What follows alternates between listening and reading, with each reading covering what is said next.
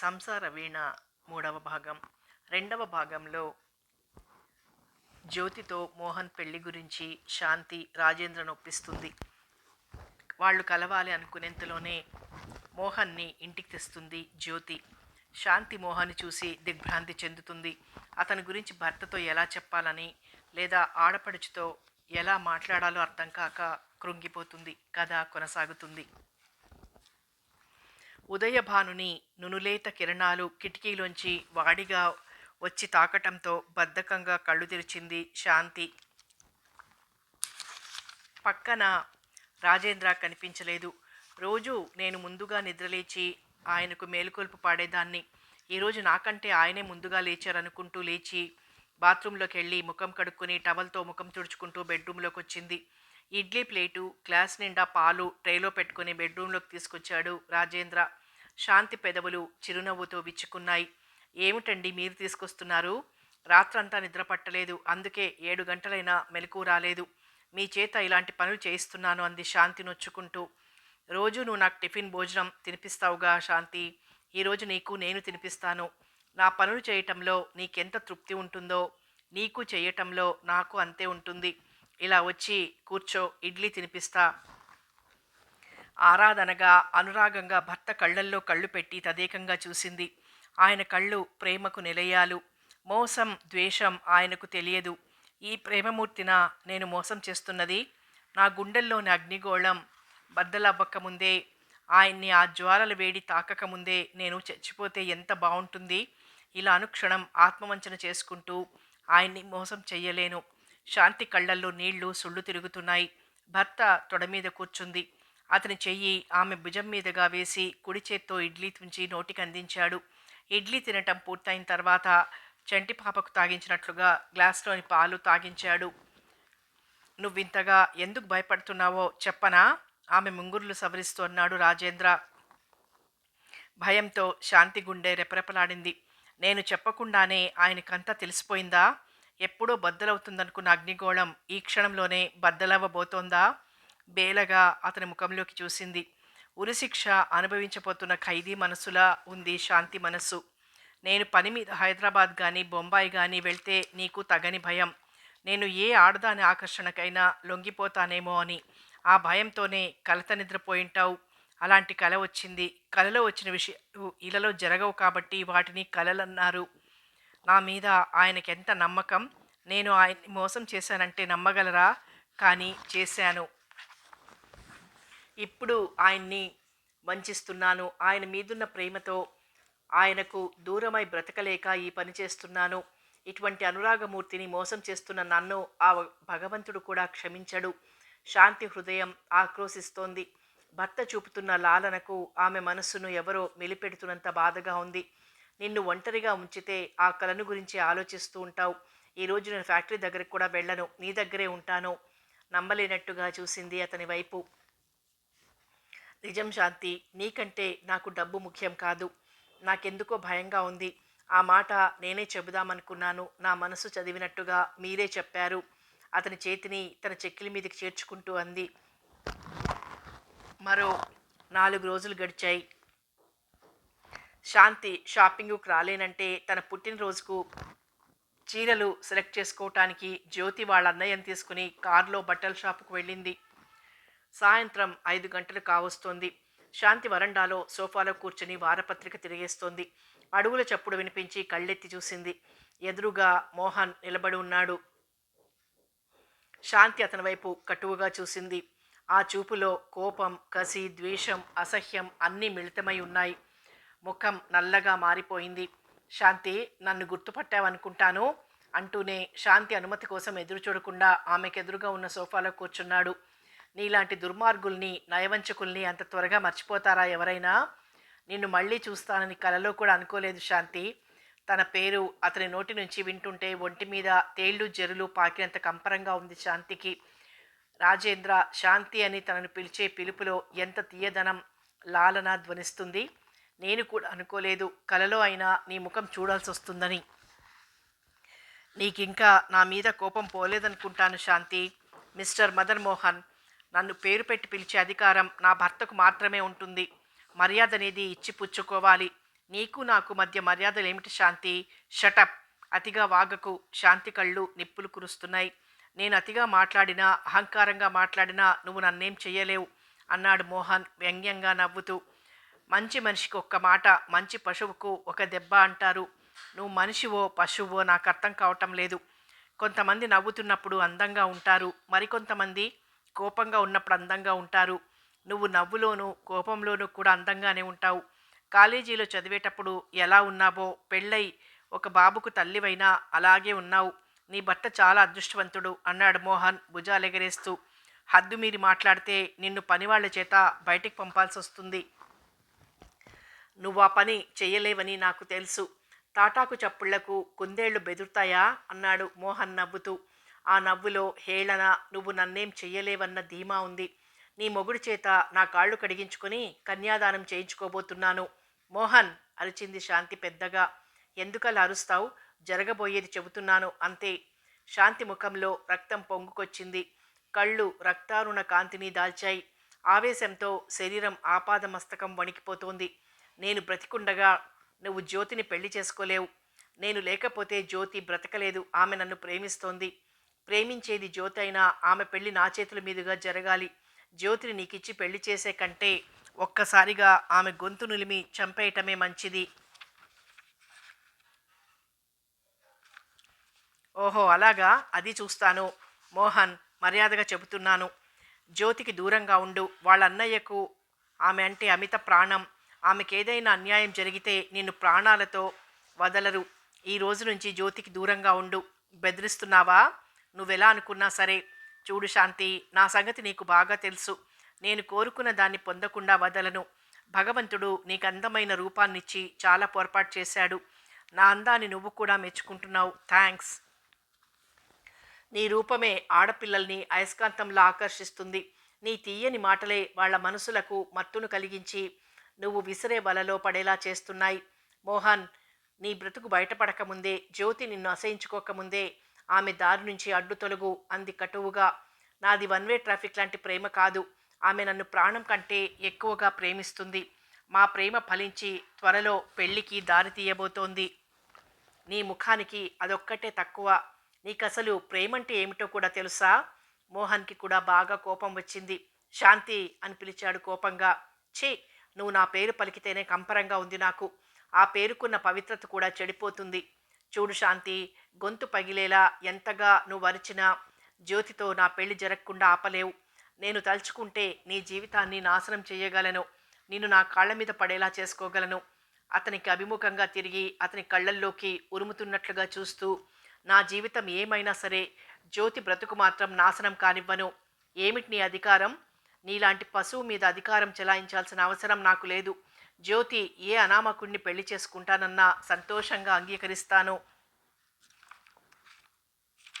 నన్ను తప్ప ఆమె ఇంకెవరిని చేసుకోదు. శాంతి, చివరిసారిగా చెబుతున్నాను. ఈ పెళ్లి జరగకుండా ఆపాలని ప్రయత్నించావో నీ అంతు చూస్తాను. మోహన్ ఆవేశంగా అన్నాడు. కోపం కట్టలు తెంచుకుని బయటపడాలని ప్రయత్నిస్తోంది. శాంతి మనస్సులో నిగ్రహించుకోలేకపోతోంది. కళ్ళు ఎర్రగా చింత నిప్పుల్లా మారాయి. శరీరం అణువణువు కంపించిపోతోంది. ఒకవైపు ఈ గొడవ పనివాళ్ళెక్కడ వింటారో అన్న భయం, మరోవైపు జ్యోతి వాళ్ళు ఇంటికొస్తారేమో అన్న భయం. అంత ఉద్రిక్తతను ఆమె నరాలు తట్టుకోలేకపోతున్నాయి. ఆమె హృదయ క్షేత్రంలో 1000 అనుమానాలు, 1,00,000 భయాలు పెను తుఫాన్లా లేచాయి. నీ మనసు చాలా కలవరంగా ఉందనుకుంటాను. మరోసారి వచ్చినప్పుడు తీరిగ్గా మాట్లాడుకుందాం. మా పెళ్ళి ఆపాలని ప్రయత్నించావో గుర్తుందిగా అంటూ భుజాలెగరేస్తూ అక్కడి నుంచి నిష్క్రమించాడు మోహన్. భయంతో రక్తం గడ్డకట్టుకుపోయినట్లు నోట్లో తడారిపోయింది. శాంతి కళ్ళు కాంతిహీనమయ్యాయి. రక్తం లేనట్టుగా ముఖం తెల్లగా పాలిపోయింది. బేలగా అతను వెళ్ళిన వైపే చూస్తూ కూర్చుంది. ఎవరు నవ్వినా ఎవరు ఏడ్చినా కాలచక్రం ఆగదు. దాని పని అది నిర్వర్తిస్తూనే ఉంటుంది. కాలగర్భంలో 1 నెల రోజులు గడిచిపోయాయి. ఈ నెలలో మోహన్ శాంతి వాళ్ళ ఇంటికి 2 సార్లు వచ్చాడు. అతను వచ్చిన 2 సార్లు రాజేంద్ర ఇంట్లో లేడు. జ్యోతి అతను మాట్లాడుకుంటూ కూర్చున్నారు. శాంతి బెడ్రూమ్లో నుంచి బయటికి రాలేదు. శాంతికి గదిలో నుంచి బయటికి రావాలన్నా, భర్త ముఖంలోకి సూటిగా చూడాలన్నా ఏదో తప్పు చేసిన దానిలా ఫీల్ అవుతోంది. మర్చిపోదామన్నా మరుపురాని పీడకల లాంటి గతం అనుక్షణం ఆమె మనసును చిత్రవద చేస్తోంది. మదన్ మోహన్ ఎంత క్రూరమైన వాడో ఆమెకు తెలుసు. ఏ క్షణంలోనైనా పరిస్థితులు నాగుల్లా విజృంభిస్తూ తన జీవితం మీద కాటేయవచ్చు. భయంకరమైన నిస్సహాయ స్థితిలో ఇరుక్కుని ఉంది. ఈ స్థితి నుంచి నన్ను కాపాడేదెవరు? నేను పోయిన తర్వాత కూడా నా భర్త నన్ను అసహించుకోకూడదు. అది నేను సహించలేను. నిజాన్ని దాచి ఆత్మవంచన చేసుకుంటూ ఆయన్ని మోసం చేస్తూ బ్రతకలేను. రాత్రి 10 గంటలైంది. హైదరాబాద్ నుంచి బిజినెస్కు సంబంధించిన వాళ్ళెవరో వస్తే వాళ్లకు హోటల్ మమతాలో డిన్నర్ ఏర్పాటు చేశారు. శాంతికి కళ్ళు మూతలు పడటం లేదు. నిశ్శబ్దంగా నిస్సహాయంగా కన్నీటితో దిండును తడుపుతూ పడుకుంది. ఎప్పుడు నిద్ర పట్టిందో తెలియదు. మెలకువ వచ్చేసరికి పక్కన రాజేంద్ర పడుకున్నాడు. అతనికి దగ్గరగా జరిగి అతని ఛాతీ మీద చెయ్యేసి ఏమండి అని పిలిచింది మృదువుగా. ఏమిటి శాంతి? ఆమెకు అభిముఖంగా తిరుగుతూ అన్నాడు రాజేంద్ర. మసక కాంతిలో ఆమె ముఖంలోకి నిశితంగా చూశాడు. ఏమిటండి అలా చూస్తున్నారు? అడిగింది శాంతి రాణి నవ్వును పెదవుల మీదకి బలవంతంగా తెచ్చుకుంటూ. నువ్వెందుకు ఇలా మారిపోతున్నావు? ఉలిక్కిపడింది శాంతి. కళ్ళల్లో గిర్రున నీళ్లు తిరిగాయి. ఎప్పట్లాగే ఉన్నాను. నాలో ఏమైనా మార్పు కనిపిస్తోందా? భయంగా గొంతు వణికింది. నువ్వు నా నుంచి ఏదో దాస్తున్నావు. చెప్పు శాంతి. రోజు రోజుకు ఎందుకలా మారిపోతున్నావు? యాంత్రికంగా తిరుగుతున్నావు. ముఖంలో కళాకాంతులు తగ్గిపోయాయి. ఏదో పోగొట్టుకుంటున్నట్లుగా దిగులుగా అశాంతిగా ఉంటున్నావు. ఆమె భుజాల మీదుగా చేతులు వేసి ఆమెను గుండెల మీదికి లాక్కుంటూ అన్నాడు. ఆయనకేమని చెప్పను? అన్యోన్యంగా కాపురం చేసే నాలో కూడా వంచన చోటు చేసుకుందని ఎలా చెప్పను? నిజం చెప్పి ఆయనకు దూరం కాలేకనే ఇలా వంచిస్తున్నానని ఎలా చెప్పను? నిజం దాయలేను, అబద్ధం చెప్పలేను. భార్యాభర్తల మధ్య చిన్న విషయంలో కూడా దాపరికం ఉండకూడదు. పాలు నీళ్లల్లా భార్యాభర్తలు కలిసిపోవాలని ఎందుకంటారో తెలుసా? నీళ్లు పాలల్లో కలిసినా పాలు నీళ్లల్లో కలిసినా తేడా కనిపించదు. గులాబీ రేకుల్లా మృదువుగా ఉండే నీ చెక్కిళ్ళు చూడు ఎలా మృదుత్వాన్ని కోల్పోయాయో. అందమైన నీ కళ్ళ కింద అశాంతికి లోనైనట్టుగా నలుపు గీతలు చోటు చేసుకున్నాయి. నేను ఇంట్లో అడుగు పెట్టగానే నవ్వుతూ ఎదురొచ్చేదానివి. ఇప్పుడు నువ్వే గదిలో ఉన్నావా అని నేను వెతుక్కుంటూ రావాల్సి వస్తుంది. ఆరోగ్యం బాగా లేకపోతే మంచి డాక్టర్కి చూపించుకోవాలి. ఆరోగ్యం చెడిపోతే ఏ డాక్టర్ అయినా బాగు చేయగలడు. మానసికమైన జబ్బును ఎవరూ బాగు చేయలేరు. రాజేంద్ర గొంతు బాధగా పలికింది. తన మనస్సును ఎవరో బలవంతంగా మెలిపెడుతున్నంత బాధ అనిపించింది శాంతికి. ఆమె కళ్ళ నుండి రాలిన కన్నీటి చుక్కలు అతని ఛాతీ మీద రాలాయి. అతని కనుబొమలు ముడిపడ్డాయి. నువ్వు కళ్ళమ్మట నీళ్లు పెడుతున్నావా? ఎందుకు శాంతి? ఇంత బాధకు కారణమేమిటి? నేనా? ఎవరు? ఎవరు కాదు, నా కర్మ అనుకుంది మనసులో. ప్రేమకు సహనానికి మారుపేరు నువ్వైతే ప్రశాంతతకు నిలయం మన శాంతి నిలయం. నువ్వు నీ మనసు నాదని నిన్ను గురించి ఎంతో గొప్పగా ఊహించుకున్నాను. నా ఊహలన్నీ తారుమారయ్యాయి. నువ్వు నా నుంచి రహస్యాలు దాస్తున్నావని ఇప్పుడిప్పుడే తెలుసుకుంటున్నాను. ఆ విషయం ప్రత్యక్షంగా చూస్తున్నా నా మనసు నమ్మలేకపోతోందంటే నిన్ను ఎంతగా ప్రేమిస్తున్నానో అర్థం చేసుకో. నీ మనసులో విషయం చెప్పకుండా నన్నిలా బాధ పెట్టడం నీకు సరదాగా ఉందా? మీ అమ్మా నాన్నలను చూడాలనుందా? మీ సమక్షంలో నాకెవ్వరూ గుర్తుకురారు. మీరు తప్ప నాకెవరూ అక్కర్లేదు. అతన్ని గుండెలకు హత్తుకొని ఏడుస్తూ అంది. అతని చెయ్యి లాలనగా ఆమె వెన్ను నిమురుతోంది. ఆ స్పర్శలో ఆమె మనసు ప్రశాంతతను పొందుతోంది. సాయంత్రం 4 గంటలైంది. టెలిఫోన్ రెస్ట్ మీద ఫోన్ మోగింది. శాంతి రిసీవర్ అందుకుంది. హలో, నేను మోహన్ను. ఆ గొంతు వినగానే శాంతికి ముచ్చెముటలు పట్టాయి. శాంతి, ఏమిటి? నా గొంతు వినగానే కంగు తిన్నావా? అది సరే, ఫోన్ దగ్గరికి జ్యోతిని రమ్మను. నోర్మొయ్, నేను నోరు తెరిస్తే నీకే ప్రమాదం. అందుకే నన్ను రెచ్చగొట్టనంత వరకు నేను నోరు మూసుకునే ఉంటాను. ఫోన్లో ఇలాంటి విషయాలు మాట్లాడుకోవటం నీకే ప్రమాదం. జ్యోతిని పిలు. మోహన్, ఎందుకు ఇలా నన్ను వేధిస్తున్నావు? నేను నీకేం అపకారం చేశాను? మృదువుగా మాట్లాడుతున్నావు. ఏమిటి విశేషం? అన్నాడు మోహన్ వ్యంగ్యంగా. అటువంటి కర్మ పట్టింది. నేనింత రాజీగా మాట్లాడేది నా కోసం కాదు, జ్యోతి కోసం. నేను శాంతంగానే మాట్లాడుతున్నాను. నీకేం అపకారం జరగదు. అనవసరంగా నా దారి కడ్డురాకు. నువ్వెలాంటి వాడివో నాకు తెలుసు మోహన్. నీతో తీరిగ్గా వాదించే ఓపిక తీరిక రెండూ లేవు నాకు. అనవసరంగా నన్ను విసిరించకుండా జ్యోతిని పిలు. శాంతి నరాల్లోని రక్తం వేగంగా ప్రవహిస్తోంది. అంతలో జ్యోతి అటువైపు వచ్చింది. జ్యోతి, నిన్ను మోహన్ పిలుస్తున్నాడంటూ రిసీవర్ జ్యోతికి అందించి పరుగులాంటి నడకతో బెడ్రూంలోకి వెళ్ళి మంచం మీద వాలిపోయింది. మూతలు పడ్డ ఆమె కళ్ళల్లో నుంచి కన్నీళ్లు ధారాపాతంగా కారిపోతున్నాయి. నలుగురు నన్ను చూసి నవ్వుకుంటున్నట్టు, ఆయన నన్ను అసహించుకుంటున్నట్టు ఎందుకిలా ఉలిక్కి పడుతున్నానో, ఈరోజు రేపు ఎల్లుండి ఇలా ఎంతకాలం? మోహన్ జ్యోతిని పెళ్లి చేసుకుంటే అతనికి ఈ ఇంటికి విడదీయలేని అనుబంధం ఏర్పడుతుంది. అప్పుడు అతను ఏమన్నా ఎలా బ్లాక్మెయిల్ చేసినా తను నోరెత్తే శక్తిని కోల్పోతుంది. అతడేమన్నా తను తలవంచాల్సి వస్తుంది. అతను జ్యోతి మెడలో 3 ముళ్ళు వేశాడంటే నా గొంతుకు ఉరితాడు బిగించాడన్నమాటే. జ్యోతి కోసం నా జీవితం ఏమైనా సహించగలను, కానీ అతనితో పెళ్లి జరగడం అంటే జ్యోతి పాము పడగ నీడలో కాపురం పెట్టినట్లే. ఆమె కోసం నేను చేసే త్యాగం మా ఇద్దరి జీవితాలను నాశనం చేస్తుంది. భగవాన్, నేనెంతకాలం ఇలా నరకయాతన భరించాలి? శాంతి, ఎందుకిలా ఉంటున్నావు అని తరచుగా అడిగే ప్రశ్నకు ఏమని సమాధానం చెప్పను? అనురాగం తొణికిసలాడే ఆయన నిర్మలమైన కళ్ళల్లోకి చూడాలంటేనే భయంగా ఉంది నాకు. మమతలకు నిలయమైన ఆయన మనసులో నిజం తెలిసిన మరుక్షణం నా రూపు చెరిగిపోతుందేమోనని భయంగా ఉంది. నేను చచ్చిపోయినా పర్వాలేదు, కానీ పిచ్చిదాన్ని మాత్రం కాకూడదు. ఆలోచన స్రవంతిలో కొట్టుకుపోతున్న శాంతి రాజేంద్ర ఇంటికి రావడం, బెడ్రూంలోకి వచ్చి తనను చూసి మౌనంగా తలుపులు దగ్గరగా లాగి వెళ్ళి స్నానం చేసి ఆరుబయట లాన్లో కూర్చోవటం గమనించనే లేదు. మరో అర్ధగంట తర్వాత లేచి వెళ్ళి స్నానం చేసి చీర మార్చుకుంది. గులాబీ రంగు వెంకటగిరి చీర కట్టుకుంది. చికాకుగా ఉందని జుట్టంతా పైకి దివ్వి ముడి చుట్టుకుంది. బాల్కనీలో నుంచి లాన్ వైపు చూసిన శాంతికి అక్కడ కూర్చున్న రాజేంద్ర కనిపించాడు. వెంటనే మేడ దిగి తను కూడా అక్కడికి వచ్చి కూర్చుంది. శాంతిని చూసి కూడా అతనేం మాట్లాడలేదు. శాంతికి భర్త నిరాదరణ మనసులో చెయ్యి పెట్టి కెలికినట్టు అనిపించింది. అతని చేతివేళ్ల మధ్య సిగరెట్ వెలుగుతోంది. కాలుతున్న సిగరెట్ లాగే మెరుస్తున్నాయి అతని కళ్ళు.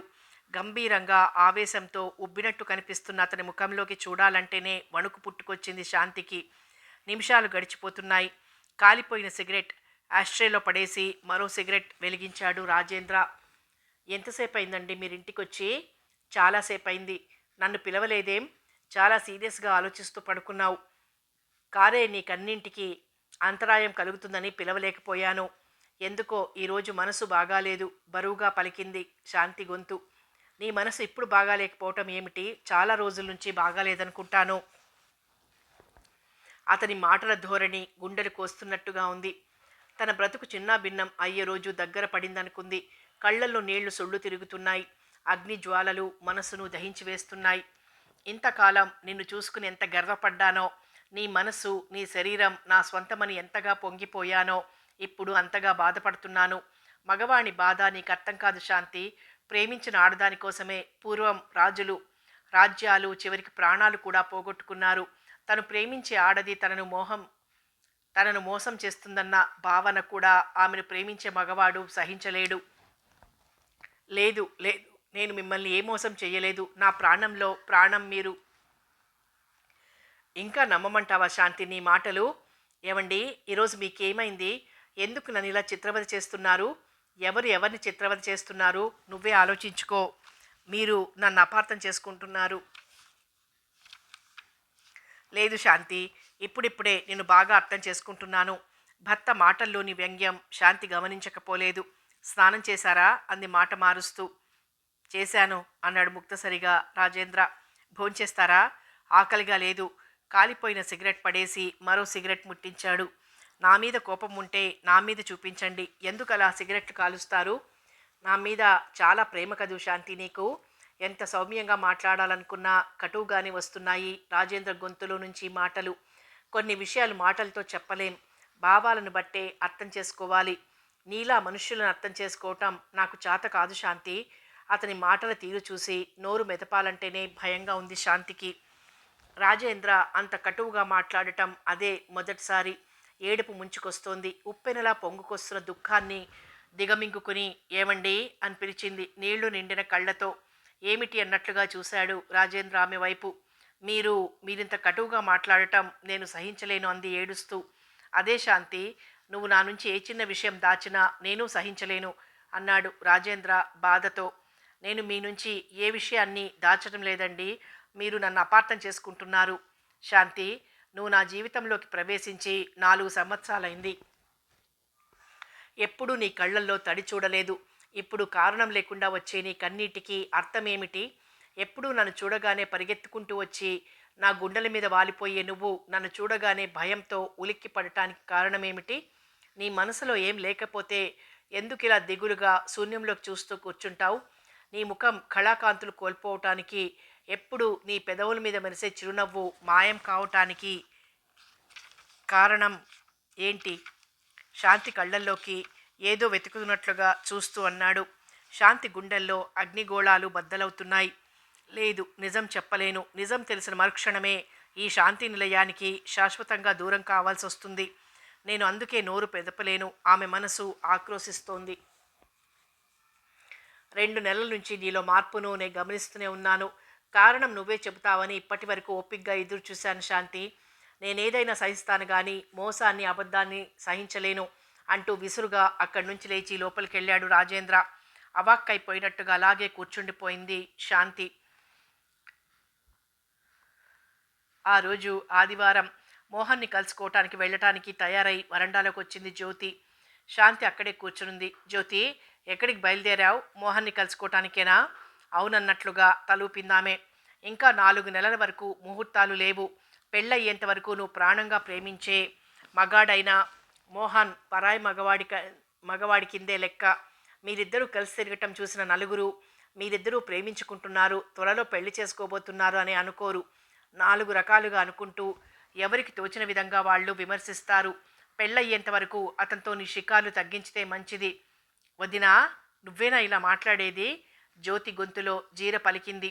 నా మనసులోని విషయం నేను చెప్పకముందే అర్థం చేసుకుని మీ అన్నయ్య ఒప్పుకోకపోయినా నేను చెప్పి ఒప్పించి నువ్వు ప్రేమించే వ్యక్తితో నీ పెళ్లి జరిపిస్తాను అని చెప్పిన వదిన ఈరోజు ఎందుకంత కటువుగా మాట్లాడుతుంది? ఎవరో ఏదో అనుకుంటారని అంటుందా? లేక నా మీద నమ్మకం లేక అలా అంటుందా? నేను నీకు వదిన్నే కావచ్చు, కానీ నేను నిన్ను నా బాబు కంటే ఎక్కువగా చూసుకుంటున్నాను జ్యోతి. నేనేం చెప్పినా ఏం చేసినా నీ మంచి కోరే చేస్తాను. పెళ్లి కాకుండా తల్లి కావటం ఆడదానికి ఎంత నీచమైన శాపమో, పెళ్లి కాకుండా ఆడపిల్ల నలుగురి నోళ్లల్లో పడటమో అంతే. ఆడదాని బ్రతుకు అరిటాకు ముళ్ళు లాంటిది. ఏది దేని దగ్గరకు జరిగినా ప్రమాదం అరిటాకుకే. అందుకేనమ్మా నువ్వు బాధపడుతున్నా చెప్పక తప్పటం లేదు. ఉప్పెన వస్తే ఊళ్ళు కొట్టుకుపోతాయి. అలాగే వయసులోని ప్రేమ కూడా ఒక ప్రవాహం లాంటిది. ఆ ప్రవాహానికి పరువు ప్రతిష్టలు, కుటుంబ మర్యాదలు అడ్డుగా నిలవలేక ఆవేశానికి కొట్టుకుపోతాయి. ఇద్దరు ప్రేమికులు ఆవేశంలో ఒక్క నిమిషం ఒళ్ళు మర్చిపోతే నలుగురి ముందు దోషిగా నిలబడేది ఆడది మాత్రమే. మగవాడి తప్పు లోకానికి కనిపించదు. శాంతంగా చెబుతున్న వదిన మాటలు వింటుంటే జ్యోతి కళ్ళల్లో నీళ్లు చిమ్మాయి. జ్యోతిని అలా చూడలేక ఏదో పనున్నట్టుగా లోపలికెళ్ళింది శాంతి. జ్యోతి పాదాలు నేల కంటుకుపోయినట్లుగా అడుగు ముందుకు పడలేదు. వెళితే నా మంచి కోరి ఇంతగా బాధపడే వదిన్ని ఎదిరించినట్టవుతుందేమో. వెళ్ళకపోతే నా రాక కోసం ఎంతగానో ఎదురుచూస్తూ కూర్చుండే మోహన్ బాధపడతాడు. ఒక్క నిమిషం ఆలోచించుకుంటూ అలాగే నిలబడింది. మనసు మోహన్ వైపే లాగుతుంటే జ్యోతి ఆటో కోసం బయటకొచ్చింది. రాజేంద్ర వాళ్ళ ఫ్యాక్టరీలో ఉత్పత్తి బాగా పెరిగింది. అందుకు తగినట్లుగా మంచి లాభాలు వస్తున్నాయి. తరచుగా బిజినెస్కు సంబంధించిన వ్యక్తులను కలుసుకోవడానికి తరచుగా రాజేంద్ర హైదరాబాద్, మద్రాస్, బొంబాయి వెళ్లాల్సి వస్తోంది. అతను ఎక్కడికైనా వెళ్ళటానికి బయలుదేరితే చాలు భయంతో శాంతి గుండె దడదడలాడుతుంది. మళ్ళీ భర్తను చూస్తానో లేదో అనుకుంటుంది. ఆ రోజు రాత్రి 9 గంటలకి హైదరాబాద్ వెళ్ళడానికి తయారవుతున్నాడు రాజేంద్ర. సూట్ కేసులో బట్టలు సర్దటం పూర్తి చేసి సూట్ కేసు మూస్తూ నేను కూడా మీతో పాటు వస్తాను అంది శాంతి. ఆశ్చర్యంతో రాజేంద్ర కనుబొమలు ముడిపడ్డాయి. నేనెప్పుడు రమ్మన్నా ఇద్దరం ఇంట్లో లేకుండా ఎలాగండి అనేదానివి, ఇప్పుడు నువ్వే బయలుదేరుతానంటున్నావు. శాంతిని చేతుల్లోకి తీసుకుంటూ అన్నాడు రాజేంద్ర. మీరు లేకుండా నేను సంతోషంగా ఉండలేను, నన్ను మీతో తీసుకెళ్ళండి అంటూ అతని కోటు బొత్తాములు సవరిస్తూ అంది శాంతి. మన కారులో 6 బయలుదేరుతున్నాం. అదీగాక నేను తీసుకెళ్ళిన ఒంటరిగా హోటల్ రూమ్లో కూర్చోవాలి. నేను పని మీద పగలంతా ఎక్కడెక్కడో తిరుగుతూ ఉంటాను. ఎలా? మీరిప్పుడు తప్పనిసరిగా వెళ్ళాలా అడిగింది శాంతి దిగులుగా. ఎంతో అవసరం అనుకుంటే తప్ప నేను సామాన్యంగా వెళ్ళను. నేను హైదరాబాద్ నుండి వచ్చిన తర్వాత బిజినెస్ విషయాలన్నీ మేనేజర్కి అప్పగించి 1 నెల రోజులు నిన్నెక్కడికైనా తీసుకువెళ్తాను.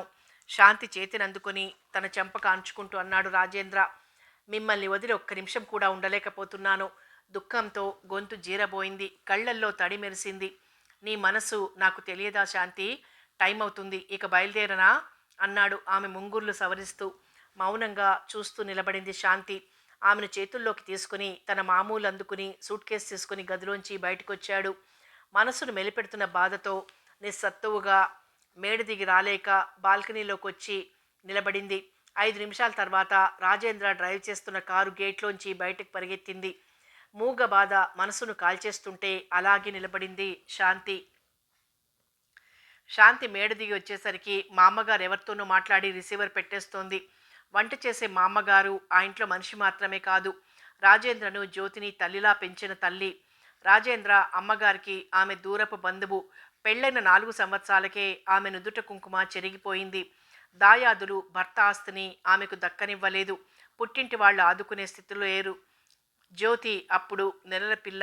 2 పిల్లలతో చేసుకోలేక రాజేంద్ర అమ్మగారు మా అమ్మగారిని సహాయంగా పిలిపించుకున్నారు. అప్పటి నుంచి ఇప్పటి వరకు ఆమె ఈ ఇంట్లోనే ఉంటోంది. పిల్లలిద్దరినీ పెంచింది కూడా ఈమె. ఆమెకు రాజేంద్ర 2 జతల బంగారు గాజులు, 2 పేటల గొలుసు చేయించాడు. కట్టుకోవటానికి ఖరీదైన వెంకటగిరి జరీ చీరలు తెస్తాడు. ఆమె ఆ ఇంట్లోకి వచ్చిన దగ్గర నుంచి ఆ ఇంట్లో ఒక మనిషిలా కలిసిపోయింది. అంతేగాని తను పని చేసినందుకు ఇంత డబ్బు అని ఎప్పుడూ తీసుకోలేదు. జ్యోతి కూడా ఆమెను కన్నతల్లిలా చూసుకుంటుంది. శాంతి ఆ ఇంటి కోడలుగా వచ్చిన సంవత్సరంలోనే రాజేంద్ర అమ్మా నాన్నగారిద్దరూ కొద్ది నెలల తేడాతో పోయారు. మంచి మనసు, సంస్కారం, వినయ విధేయతలు గల శాంతి కూడా ఆ ఇంటికి మా అమ్మకు ఉన్న అనుబంధాన్ని అర్థం చేసుకుని ఆమె మనసు నొప్పించకుండా ఆమెను సొంత అత్తగారిలా చూసుకుంటుంది. ఎవరు మా అమ్మ ఫోన్ చేసింది? మోహన్ బాబు చేశాడమ్మా. ఆ మాట వినగానే శాంతి ముఖం పాలిపోయింది. గుండె జల్లుమంది. జ్యోతి కోసం ఫోన్ చేశాడమ్మా. జ్యోతి నిద్రపోతుందని చెప్పాను. నువ్వున్నావా అని అడిగాడు. ఉన్నావని చెప్పానంది మా అమ్మగారు. స్థాణువులా అలాగే నిలబడిపోయింది శాంతి. శాంతి, పిలిచావా మా అమ్మ? అలా కొయ్యబారిపోయినట్టు నిలబడిపోయావేమ్మా? శాంతి, రోజు రోజుకు మరీ కృంగిపోతున్నావు. నిన్ను చూస్తుంటే కడుపు తరుక్కుపోతోంది. ఎప్పుడు నవ్వులు చిందే నీ ముఖంలో నవ్వే మాయమైంది. నీ మనసులో బాధ ఏమిటో చెప్పందే మాకెలా తెలుస్తుందమ్మా? మీకెవ్వరికీ తెలియని బాధ నా మనసులో ఏముంటుంది మా అమ్మ? ఈ మధ్య ఒంట్లో బాగుండటం లేదు. అనారోగ్యమైతే మంచి డాక్టర్కు చూపించుకోమ్మా. నిన్ను చూసి అబ్బాయి కూడా ఆందోళన పడుతున్నాడు. మీ అత్తగారు పోయినా నేనున్నానమ్మా. మీలో ఎవరు బాధపడ్డా నాకు బాధగానే ఉంటుంది. మమ్మల్ని అతిగా ప్రేమిస్తావు మా అమ్మ నువ్వు. అందుకే నీకు అలా అనిపిస్తోంది. వాళ్ళిద్దరూ మాట్లాడుకుంటూ ఉండగానే జ్యోతి తయారై బయటికెళ్ళిపోయింది. సాయంత్రం 4 గంటలైంది. మామగారు తన పనిలో మునిగిపోయారు. శాంతి లాన్లోకి వచ్చి కూర్చుంది. ఫౌంటైన్ అందంగా నీళ్లు చిమ్ముతోంది. ఆ నీళ్లల్లో జలకాలాడుతున్నాయి పెంపుడు పావురాలు. పూల మీద నుంచి తేలి వస్తున్న చల్లటి చిరుగాలి మనసులను ఆహ్లాదపరుస్తోంది. పూల చెట్ల మధ్య నెమళ్ల జంట పరుగులు పెడుతోంది. గాజు టబ్బుల్లోని రంగురంగుల చేపలు చిలిపి ఆటలాడుతున్నాయి. ఏ మునో తపస్సు చేసుకునే ఆశ్రమంలా ఉంటుంది ఆ వాతావరణం. కాలిపోతున్న శాంతి మనస్సును అవేవీ చల్లబరచలేకపోయాయి. అలసటగా కుర్చీలో వెనక్కి వాలి కళ్ళు మూసుకుంది. మనసు కళ్ళెం లేని గుర్రంలాగా వెనక్కి గడిచిన గత స్మృతులలోకి, గతించిన అనుభవాలలోకి పరుగులు తీసింది. గోపాలరావు, లక్ష్మీల సంతానం శేఖర్, శాంతి. శేఖర్ కంటే చిన్నదైన శాంతి అంటే ఆ ఇంట్లో అందరికీ అంతులేని అభిమానం. శాంతి అమ్మా నాన్నగారిది ఎంతో అన్యోన్యమైన దాంపత్యం. శేఖర్ బీఎస్సీ ఫైనల్ ఇయర్ చదివేటప్పుడు శాంతి BA మొదటి సంవత్సరం చదువుతుండేది. శాంతిని రోజు తన స్కూటర్ మీద కాలేజీకి తీసుకొస్తాడు శేఖర్. శేఖర్, మదన్ మోహన్ క్లాస్మేట్స్. ఇద్దరు మంచి స్నేహితులు కూడా. మదన్ మోహన్ వాళ్ళ చిన్నాన్నగారింట్లో ఉండి చదువుకునేవాడు. అనుకోకుండా వాళ్ళ చిన్నాన్నగారికి కాకినాడ ట్రాన్స్ఫర్ కావటంతో వాళ్ళు కాకినాడ వెళ్ళారు. దాంతో మదన్ మోహన్ రూమ్ వెతుక్కోవాల్సి వచ్చింది. ఒంటరి మగవాడికి, అందులోనూ వయసులో ఉన్నవాడికి రూమ్ అద్దెకివ్వటానికి ఆడపిల్లలున్న ఏ తల్లిదండ్రులైనా సందేహిస్తారు. 4 రోజులు విశ్వ ప్రయత్నం చేసినా రూము అద్దెకు దొరకలేదు. స్నేహితుని అవస్థ చూడలేక రూమ్ దొరికే వరకు తమ మేడ మీద గదిలో ఉండమని స్నేహితుడిని ఇంటికి తీసుకొచ్చాడు శేఖర్. ఎదిగిన పిల్లల్ని స్నేహితులా చూసే శేఖర్ అమ్మా నాన్నగారు పిల్లల మనస్తత్వాలను అర్థం చేసుకుని వాళ్ళు చేసే పనులను ప్రోత్సహిస్తారే గాని వ్యతిరేకించరు. ఆ విధంగా మదన్ మోహన్ శాంతి వాళ్ళ ఇంట్లో ప్రవేశించాడు. మదన్ మోహన్ మాటలు ఎదుటి మనిషిని అయస్కాంతంలా ఆకర్షిస్తాయి. అదే అతనిలోని ప్రత్యేకత. అందమైన రూపం, మంచి పర్సనాలిటీ, అతనికి దేవుడిచ్చిన వరాలు. ఎవరితో ఏ సమయంలో ఎలా మాట్లాడాలో అతనికి తెలిసినంతగా ఇంకెవ్వరికీ తెలియదేమో. అతను ఆ ఇంట్లోకి ప్రవేశించిన నెల రోజుల తర్వాత అతను వేరే రూమ్ చూసుకుని వెళ్ళిపోతానంటే, శేఖర్ నాన్నగారు మేడ మీద 2 గదులు ఖాళీగానే ఉంటున్నాయి కదా, నువ్వున్నా మాకేం అభ్యంతరం లేదు, చదువు అయ్యేంత వరకు మా ఇంట్లోనే ఉండు బాబు అన్నారు. ఆ మాటతో అతను వేరే రూమ్ చూసుకునే ప్రయత్నం మానుకున్నాడు. మదన్ వాళ్ళ ఇంట్లోకి వచ్చి 2 నెలలైనా శాంతి ఎప్పుడు అతనితో మాట్లాడేది కాదు. శాంతి ఒంటరిగా కనిపిస్తే చాలు మదన్ మోహన్ చూపులు ఆమె ముఖం మీదనే నిలిచిపోయేవి. ఆ చూపులు ముళ్ళు గుచ్చుకున్నంత కంపరంగా ఉండేవి శాంతికి. అతను వాళ్ళ అన్నయ్య అభిమానించే స్నేహితుడు కాకపోయినట్లయితే అతన్నెప్పుడో రూము ఖాళీ చేయించి పంపించేది. అతన్నేమైనా అంటే వాళ్ళ అన్నయ్య బాధపడతాడేమోనని మౌనంగా ఊరుకునేది. ఒకరోజు శాంతి అమ్మా నాన్నగారు శివాలయంలో అర్చన చేయించడానికని వెళ్ళారు. శేఖర్ బయటికెళ్ళాడు.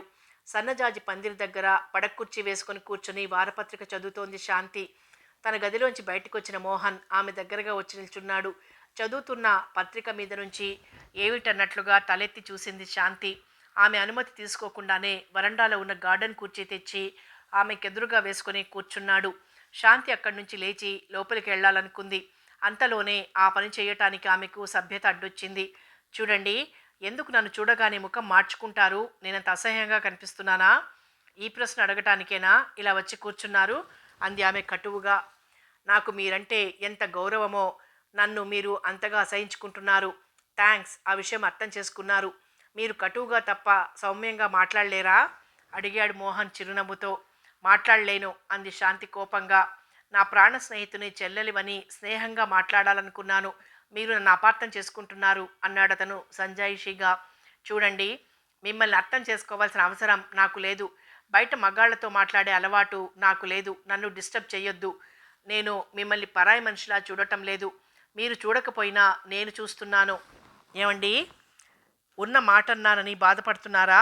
నాకు సూటిగా మాట్లాడటం అలవాటు. నిజం చెప్పాలంటే మీరు నాకు స్నేహితులా, బంధువులా? ఏదీ కాని మిమ్మల్ని బయట వాళ్ళల్లా కాకుండా బంధువుల్లా ఎలా చూడమంటారు? అంటూ చదువుతున్న పుస్తకం మూసి విసురుగా లేచి లోపలికెళ్ళింది శాంతి. అవకాశం దొరికినప్పుడల్లా మోహన్ శాంతితో ప్రేమగా మాట్లాడాలని ప్రయత్నిస్తూ ఉంటాడు. శాంతి అతన్ని చూడగానే అసహ్యంతో ముఖం తిప్పుకుంది. మోహన్ ఆమె ప్రేమను సంపాదించాలని ఎంత తహతహలాడిపోతుంటాడో, అతని నీడ కూడా తనను తాకకూడదు అన్నంత జాగ్రత్తగా ఉంటుందామె. కాలేజీ నుంచి వచ్చిన తర్వాత శేఖర్ బయటికెళ్ళినా మోహన్ మాత్రం వెళ్ళేవాడు కాదు. ముగ్ధ మనోహరంగా మంచులో తడిసిన అరవిచ్చిన గులాబీ పువ్వులా అమాయకంగా అందంగా ఉండే శాంతి రూపం అతని మనసులో చోటు చేసుకుంది. ఆమె అసహించుకుంటున్న కొద్దీ ఆమె మీద అనురాగం అధికమవుతుంది మోహన్కు. రోజులు గడుస్తున్న కొద్దీ అతడి ధోరణి శృతిమించిపోతోంది. ఆమె 1-2 సార్లు అతని గురించి వాళ్ళ అన్నయ్యతో చెప్పినా లాభం లేకపోయింది. అది మామూలు విషయం అన్నట్లుగా నవ్వి ఊరుకున్నాడు. మోహన్ ఉదయం కాఫీ టిఫిన్ దగ్గర నుంచి రోజు భోజనం కూడా శాంతి వాళ్ళ ఇంట్లోనే చేస్తున్నాడు. శేఖర్తో శాంతి అమ్మా నాన్నగారికి కూడా అతనంటే మంచి అభిప్రాయం ఏర్పడింది. అందువల్ల శాంతి అతని ప్రవర్తన సహించి ఊరుకోవటం తప్ప నోరు మెదపలేకపోతోంది. ఒకసారి శాంతి అమ్మా నాన్నగారు బంధువులింటికి పెళ్లికెళ్ళారు. పరీక్షల సమయం కావటం వలన శేఖర్ శాంతి వెళ్ళలేదు. మోహన్కి 2 రోజుల నుంచి జ్వరం వస్తోంది. శేఖర్ కాలేజీకి వెళ్ళేంత వరకు మోహన్ విషయం అతనే చూసుకుంటున్నాడు. సాయంత్రం టైంలో శేఖర్ బజార్కి వెళ్తే అతనికి టాబ్లెట్స్ ఇవ్వటం, గ్లూకోజ్ కలిపి ఇవ్వటం శాంతికి తప్పనిసరి అయింది. ఆ రోజు మోహన్కి హై టెంపరేచర్ వచ్చింది. జ్వర తీవ్రతతో ఏమేమో మాట్లాడుతున్నాడు. డాక్టర్ వచ్చి అతన్ని పరీక్ష చేసి ఇంజెక్షన్స్ ఇచ్చి వెళ్ళాడు. జ్వర తీవ్రత తగ్గే వరకు అతని నుదుటి మీద తడి గుడ్డతో అద్దమని చెప్పాడు డాక్టర్. శేఖర్ ఇంట్లో లేడు. జ్వరంతో నీరసంగా మంచంలో పడుకున్న అతన్ని చూస్తే జాలేసింది శాంతికి. అతని మంచానికి దగ్గరగా కుర్చీ లాక్కుని అతని నుదుటి మీద తడిగుడ్డతో అద్దుతూ కూర్చుంది. శాంతి, నిన్ను ప్రేమిస్తున్నాను. ఐ లవ్ యూ శాంతి. నువ్వు లేకపోతే నేను బ్రతకలేను. నువ్వు నా ప్రాణం. శరీరం నుంచి ప్రాణం వేరైతే మనిషి బ్రతకగలడా? నేనంటే నీకెందుకు ఇంత కోపం? నిన్ను నా ప్రాణం కంటే ఎక్కువగా ప్రేమించటమేనా నేను చేసిన పాపం? చెప్పు శాంతి. నువ్వు అసహించుకుంటే నేను భరించలేను. నువ్వు దూరం అయితే నేను బ్రతకలేను. ఆత్మహత్య చేసుకుంటాను. మదన్ జ్వర తీవ్రతలో పలవరిస్తున్నాడు. అతని గొంతు వణికిపోతోంది. శాంతి మోహన్ వైపు చూసింది. అతని పట్ల జాలి వెల్లువలా పొంగింది ఆమె మనస్సులో. అతని పట్ల తను చూపిన నిరసనకు పశ్చాత్తాపంతో కళ్ళల్లో నీళ్లు తిరిగాయి. ఇతను నన్నింతగా ప్రేమిస్తున్నాడా? నన్ను ఆరాధించే ఇతని మీద ఎందుకు నాకింత ద్వేషం? అమ్మ ఎప్పుడూ చెబుతుంది, ఆడది తను ప్రేమించే మగవాడి దగ్గర కంటే తనను ప్రేమించే మగవాడి దగ్గరే ఎక్కువ సుఖపడుతుందని. మొదటి నుంచి నన్ను అభిమానించే ఇతన్ని నేనెందుకు ప్రేమించలేకపోతున్నానో? ఆమె మనసును ఆలోచనలు మదిస్తున్నాయి. అంతవరకు అతని పట్ల ఉన్న ద్వేషం, అసహ్యం అన్నీ ఎగిరిపోయి ఆ స్థానంలో ప్రేమ, జాలి పెళ్ళుబికాయి. ఆ వెల్లువలో అతన్ని తడపాలన్నంత ఆవేశం వచ్చింది. ఆమె కళ్ళ నుంచి రాలుతున్న కన్నీటి చుక్కలు అతని తల మీద రాలి ఇంకిపోతున్నాయి. జ్వర తీవ్రత తగ్గే వరకు అతని నుదుటి మీద, ఛాతి మీద తడిగుడ్డతో తుడుస్తూ కూర్చుంది. గంట తర్వాత కళ్ళు తెరిచిన మదన్ ఒక్క నిమిషం తన కళ్ళను తనే నమ్మలేకపోయాడు. తన నీడను చూస్తేనే అసహించుకునే శాంతి తన పక్కన కూర్చుని సపర్యలు చేయటం ఎదురుగా కనిపిస్తున్నా ఇంకా అతని మనసు తను చూస్తున్నది కళా నిజమా అన్న భ్రమలోనే ఉంది. సంతోషంతో అతని ముఖం వెలుగును నింపుకుంది. నూతనోత్సాహంతో సగం నీరసం తగ్గినట్లనిపించింది. ఆశ్చర్యంగా, సంతోషంగా చూశాడు శాంతి వైపు. ఏమిటంతగా ఆశ్చర్యపోతున్నారు అన్నట్లుగా చూసింది. 4 కళ్ళు ఒక్క నిమిషం కలుసుకున్నాయి. సిగ్గు బరువుతో శాంతి చూపులు నేలవాలాయి. జ్వర తీవ్రతలో మీరు పలవరిస్తుంటే మీ మనసు అర్థమైంది నాకు. సమయానికి అన్నయ్య కూడా ఇంట్లో లేకపోవటంతో ఎంత భయపడ్డానో అంది శాంతి చెదిరిన అతని క్రాఫ్ సవరిస్తూ. మీరిలా నాకు సపర్యలు చేస్తుంటే జీవితమంతా ఇలా మంచంలోనే ఉంటాను. శాంతి చేతిని తన చేతిలోకి తీసుకుంటూ అన్నాడు. ఛ, అవేం మాటలండి? అతని నోటిని తన చేత్తో మూస్తూ అంది శాంతి. సున్నితమైన గులాబీ పువ్వు లాంటి స్పర్శకు అతనికి ఒళ్లంతా విద్యుత్ కంపనాలు ప్రవహిస్తున్నట్లుగా అనిపించింది. మనసు చిత్రమైన స్పందనకు గురైంది.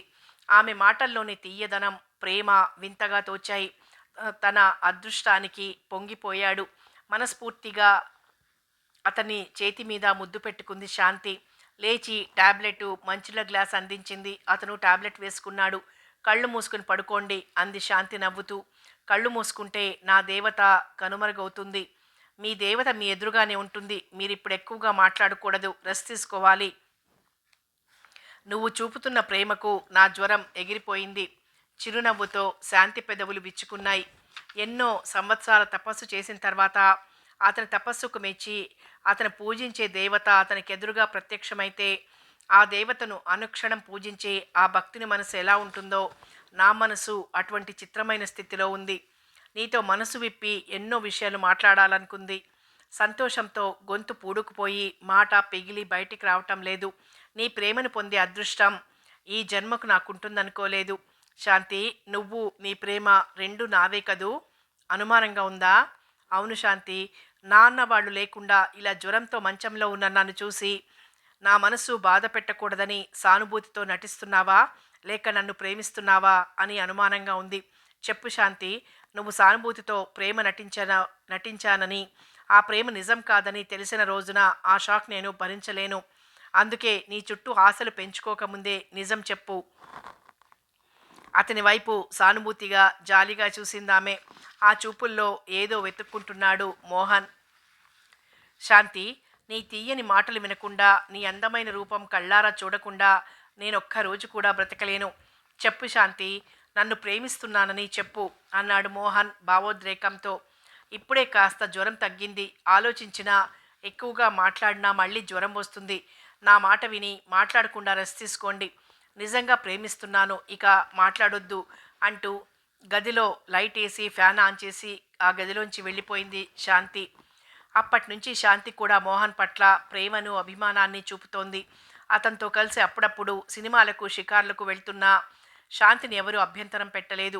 ప్రేమనే బీజం మనసులో మొలకెత్తకుండానే ఉండాలి. మొలకెత్తిందంటే మనసు ప్రతి నిమిషం ఆ మనిషిని గురించి ఆలోచిస్తుంది. ఆ సహచర్యాన్ని కోరుతుంది. ఊహలు, ఆలోచనలు అన్నీ తను ప్రేమించే మనిషి చుట్టూనే పరిభ్రమిస్తూ ఉంటాయి. కాలేజీలు తెరిచారు. శాంతి కాలేజీకి వెళ్ళిన దగ్గర నుంచి ఎప్పుడెప్పుడు కాలేజీ అయిపోతుందా, మోహన్ సమక్షంలో ఎప్పుడు వాళ్దామా అని ఆలోచిస్తోంది. మోహన్ను ప్రేమించటం మొదలుపెట్టిన దగ్గర నుంచి స్నేహితురాళ్లతో సినిమాలు, షికార్లు అన్నీ తగ్గించింది. కాలేజీ నుంచి ఇంటికొచ్చిన దగ్గర నుంచి నిద్రొచ్చే వరకు అతనితో కబుర్లు చెప్తూనో, అతని ఎదురుగా కూర్చొని చదువుకుంటూనో గడుపుతోంది. శాంతి మేనమామ గారమ్మాయి పెళ్లికి శేఖర్‌తో సహా అందరూ విశాఖపట్నం వెళ్లారు. పెళ్ళైన తర్వాత కాలేజీ పోతుందని శాంతి, శేఖర్ వచ్చారు. నోములు ఉండటం వల్ల అవి కూడా అయిన తర్వాత వస్తామని చెప్పి ఆగిపోయారు శాంతి అమ్మా నాన్నగారు. ఆ రోజు ఆదివారం. శేఖర్ సాయంత్రం 4 గంటల టైంలో టీ తాగి బయటికెళ్ళాడు. మోహన్ తన గదిలో నిద్రపోతున్నాడు. అతనికివ్వటానికి టీ కప్పు తీసుకుని అతని గదిలోకొచ్చింది శాంతి. మోహన్ గోడవైపు తిరిగి పడుకున్నాడు. టీ కప్పు టీపాయ్ మీద పెట్టి అతని మంచం దగ్గరికెళ్ళి వంగి, టైం 4:30 కావస్తోంది. టీ చల్లారిపోతోంది. త్వరగా నిద్రలేవండి అంది అతని చెవి దగ్గర గుసగుసలాడినట్టుగా. శాంతి ఊహించని విధంగా మోహన్ ఆమెకు అభిముఖంగా తిరిగి ఆమెను గుండెల మీదకి లాక్కున్నాడు. అతని బిగి కౌగిలిలో ఊపిరాడక ఉక్కిరి బిక్కిరైపోయిందామె. అతని పెదవులు ఎంగిలితో ఆమె ముఖం తడిసిపోతోంది.